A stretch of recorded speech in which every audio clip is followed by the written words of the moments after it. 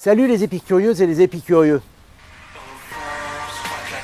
Vous connaissez sans doute cet immense tube d'Orelsan, la Terre est ronde. Eh bien, il n'a pas tort. On sait depuis l'Antiquité que notre planète est de forme plus ou moins sphérique. Et pourtant, certains en doutent. Allez, je vous apporte quelques preuves que la Terre est bien ronde, des preuves qui reposent sur des observations que vous pouvez faire vous-même.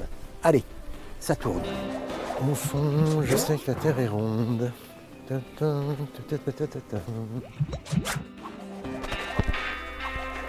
D'abord, un peu d'histoire. L'idée que la Terre est ronde n'est pas nouvelle. Le mathématicien grec Pythagore, celui du théorème, le supposait déjà 5 siècles avant Jésus-Christ, sans toutefois être en mesure de le prouver. Deux autres Grecs, Aristote puis Ératosthène, parviendront finalement à le démontrer plus de 3 siècles avant notre ère. Pour le prouver, ce dernier, Ératosthène, a eu l'idée de planter 2 bâtons à des endroits très éloignés, l'un plus au nord que l'autre. Puis il a mesuré leur ombre projetée à la même heure. Si la Terre avait été plate, ces ombres auraient été strictement identiques. Or, ce n'est pas le cas. Celle plus au nord était plus longue. Ce phénomène ne peut s'expliquer que par la rotondité de la Terre. Et pourtant, aujourd'hui encore, certains sont persuadés que la Terre est plate et qu'on leur ment.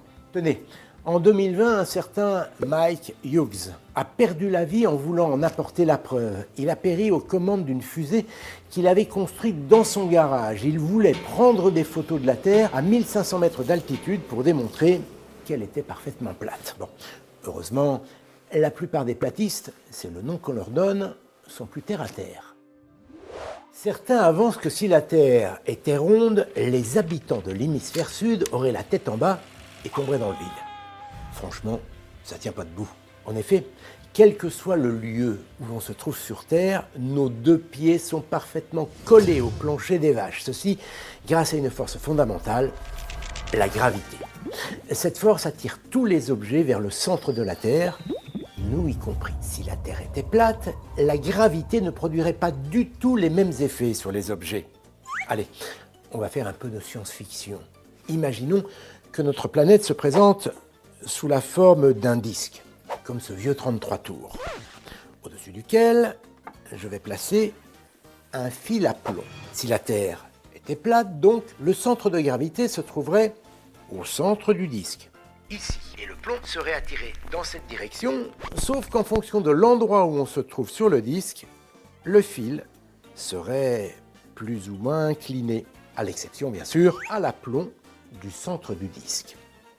Imaginez ce que ça donnerait pour nous les humains. On vivrait penché et de plus en plus au fur et à mesure que l'on s'éloignerait du centre.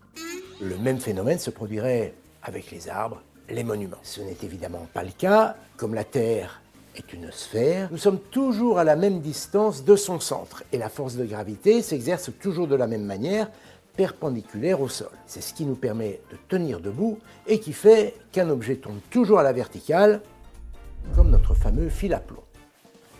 C'est le physicien Isaac Newton qui a mis ce phénomène en évidence au XVIIe siècle. La légende veut qu'il ait eu la révélation en observant une pomme tombée d'un arbre.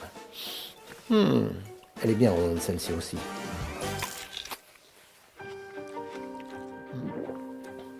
La deuxième observation simple, qui prouve la rotondité de la Terre, est bien plus ancienne. On la doit au philosophe grec Aristote, qui a été le premier à la réaliser 3 siècles et demi avant Jésus-Christ.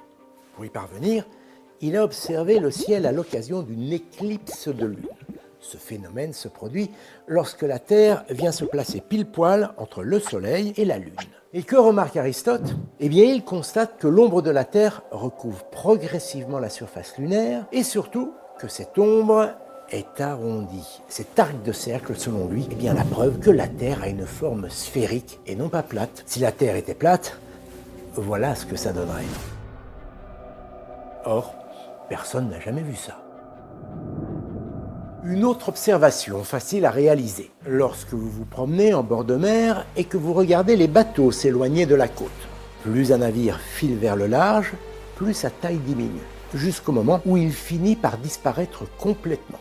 Ce n'est pas une question d'acuité visuelle, même avec la lunette la plus puissante du monde, il y a un moment où le bateau finit par disparaître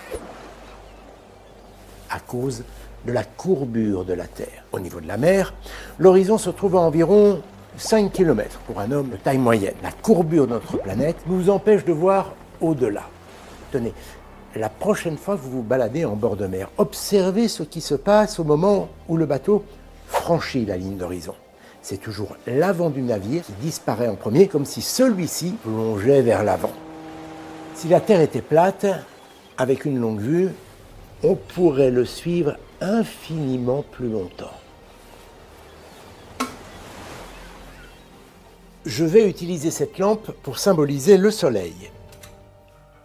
Si la Terre était plate, comme ce planisphère, toute la planète serait éclairée en même temps. Alors certes, le Soleil serait plus ou moins haut en fonction de l'endroit où on se trouve, mais dès l'instant où le Soleil franchirait la ligne d'horizon, il ferait jour partout au même moment.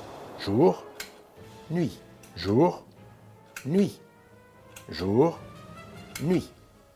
Si la Terre était plate, le Soleil se lèverait à la même heure pour tout le monde, et en toute logique, il se coucherait aussi à la même heure pour tout le monde. Or, vous le savez, ce n'est pas ce qui se passe.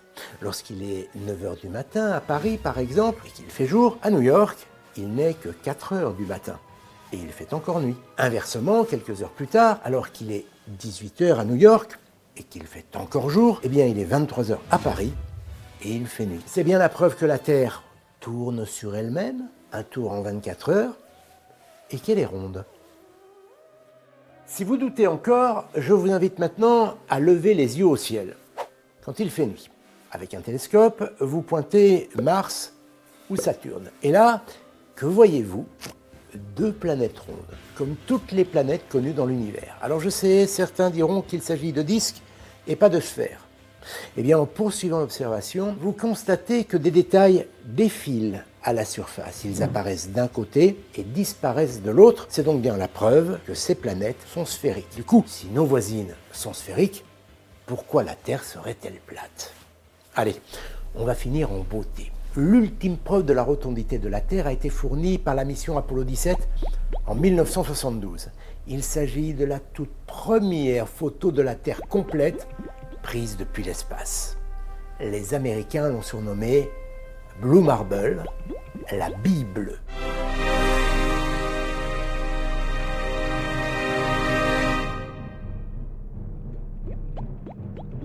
Pas de doute, notre Terre est bien ronde. Voilà, j'espère que cette vidéo vous a plu, que vous y voyez plus clair, que vous disposez de tous les arguments pour défendre la rotondité de la Terre. Je vous dis à très bientôt. En attendant, si ce n'est pas déjà fait, je vous invite à vous abonner à la chaîne Épicurieux. Il n'y a rien de plus encourageant pour nous que de voir cette belle communauté d'épicurieuses et d'épicurieux s'étoffer.